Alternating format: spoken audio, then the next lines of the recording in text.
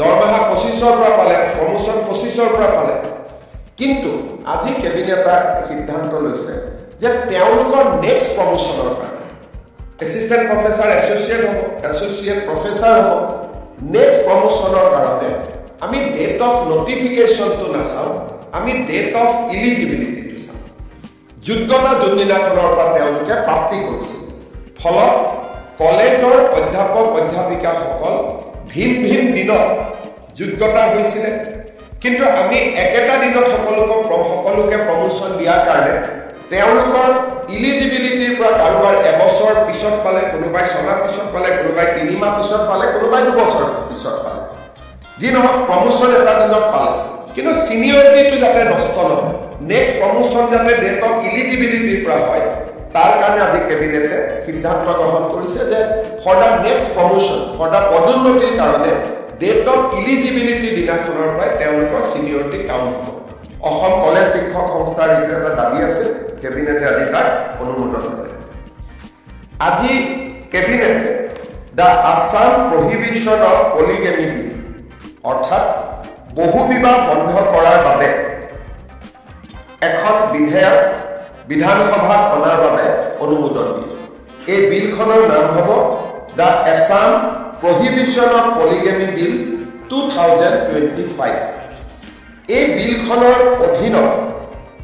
যিসকলে এই বিলখন পাৰিত হোৱাৰ পিছত যদি দ্বিতীয় বিবাহ কৰে বা তৃতীয় বিবাহ কৰে,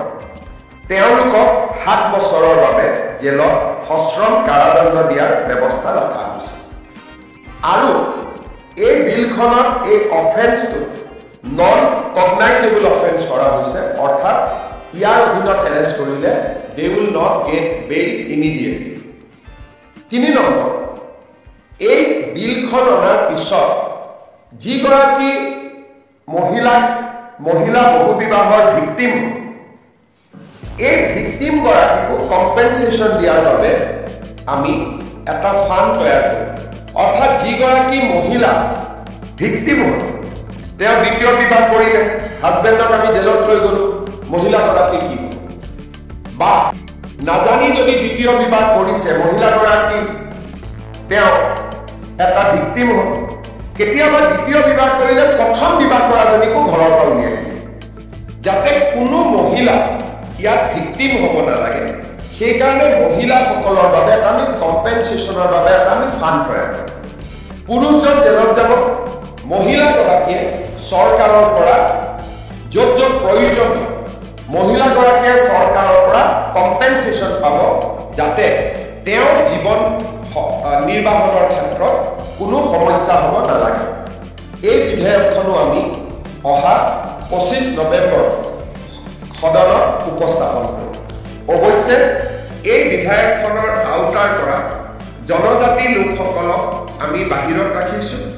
কাৰণ জনজাতি লোকসকলৰ কিছুমান কাষ্টমছ আছে, তেওঁলোক এই বিলখনৰ অধীনত নাহিব। আৰু 6ষ্ঠ অনুসূচীৰ জিলাসমূহত BTC, ডিমা হাছাও আৰু কাৰ্বি আংলঙত এই বিলখন বৰ্তমান প্ৰযোজ্য নহ'ব।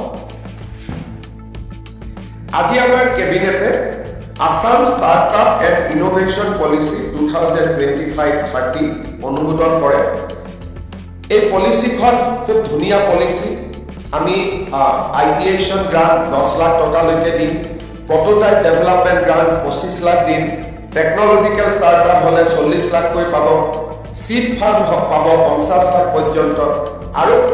কেপিটেল ভেঞ্চাৰ ফাণ্ড 10 কোটি টকালৈকেও ৰাজ্য চৰকাৰে আগবঢ়াব। এইখন এখন খুব সুন্দৰ এটা পলিচি হৈছে ষ্টাৰ্টআপৰ ক্ষেত্ৰত। আপোনালোকৰ পলিচিখন আমি দিম, আপোনালোকে নিশ্চয় আমাৰ উঠি অহা চামৰ মাজত ইয়াক প্ৰচাৰ কৰিব পাৰিব। আজি আমাৰ কেবিনেটে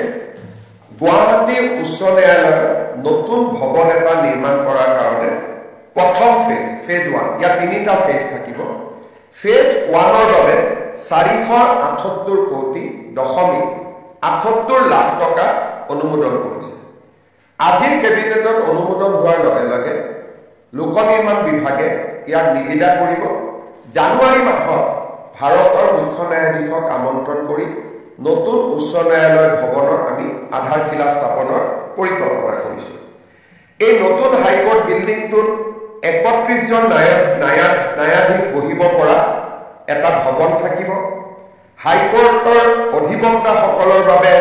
স্বমহিলীয়া এটা ভৱন থাকিব আৰু হাইকোৰ্টৰ অফিচ থাকিবৰ বাবেও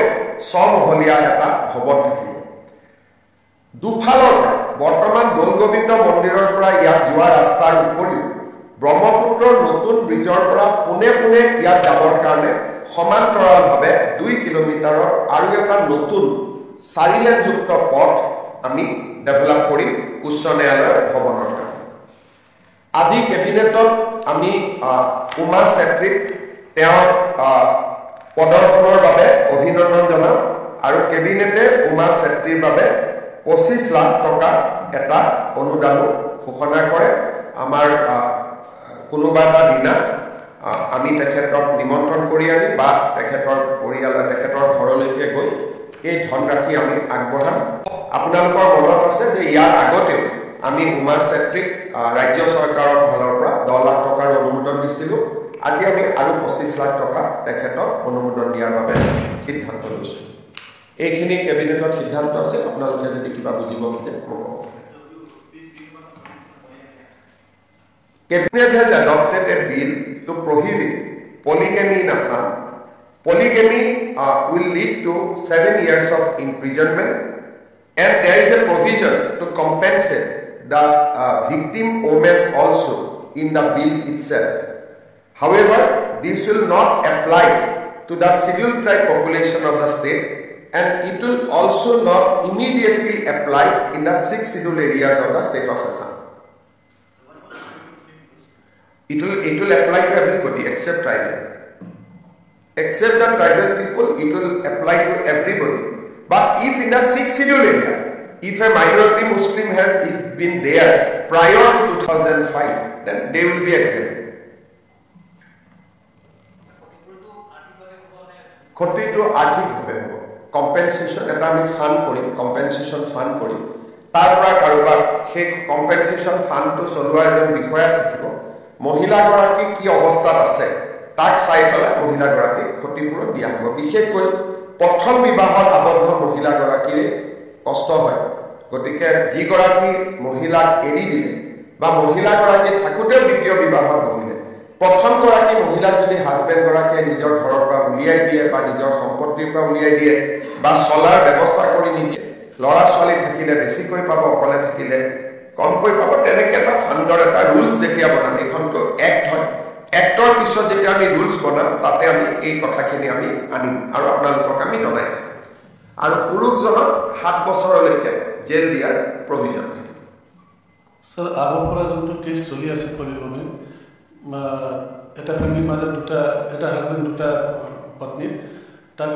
আমি যি আগত হৈ গ'ল তাকতো আমি কৰিব নোৱাৰোঁ it will apply from the date of its application যি আগত হৈ আছে তাকতো আমি এতিয়া যি হৈ গ'ল আৰু তাকতো এতিয়া আমি নোহোৱা কৰিব নোৱাৰোঁ এতিয়া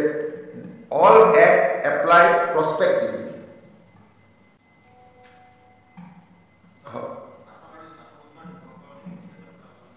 দিম আমি এতিয়া আমি এই মাহতে তেনেকৈ আজি LPM দিম ইয়াৰ পিছত আমি PG আৰু GP এপইণ্টমেণ্ট দিম তাৰপিছত পুলিচৰ দিম তাৰপিছত হেল্থত দিম আৰু গ্ৰেড 3 আৰু গ্ৰেড 4ৰ পষ্টিংবিলাক ৰেডি হৈ আছে তেনেকৈ গ্ৰেড 3 গ্ৰেড 4ত দিম মানে 5খন 6খন নিযুক্তিৰ সভা থাকিব আমি একেলগে কৰিলে বহুত দেৰি হৈ যায় যদি একেলগে সকলোকে মাতি দিওঁ তেতিয়া ডিচেম্বৰ পাব গতিকে যাৰ যেনেকৈ আগত ৰেডি হৈ যাব তেনেকৈ আমি দি আছোঁ এতিয়া ৰংমহল উত্তৰ গুৱাহাটীৰ ৰংমহল নতুন স্থানত তাৰ বাবে আমি 100 বিঘা মাটি আবণ্টন কৰিছোঁ আৰু চৰকাৰে একুৱেৰ কৰিছে অলৰেডি মাটি আমি লৈ লৈছোঁ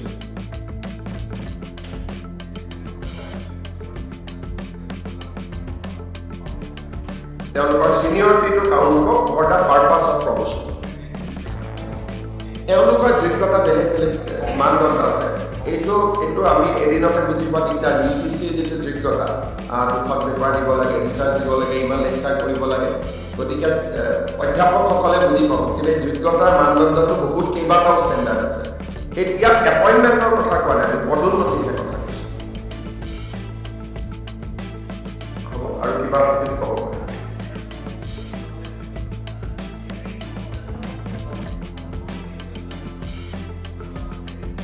আমি এটা গুৱাহাটী আৰু উত্তৰ গুৱাহাটী দুইটা ফালে আজি মানুহ আছিলে গতিকে মই ভাবোঁ যে এই ৩-৪ লাখৰ ওপৰত মানুহ আছিলে কাৰণ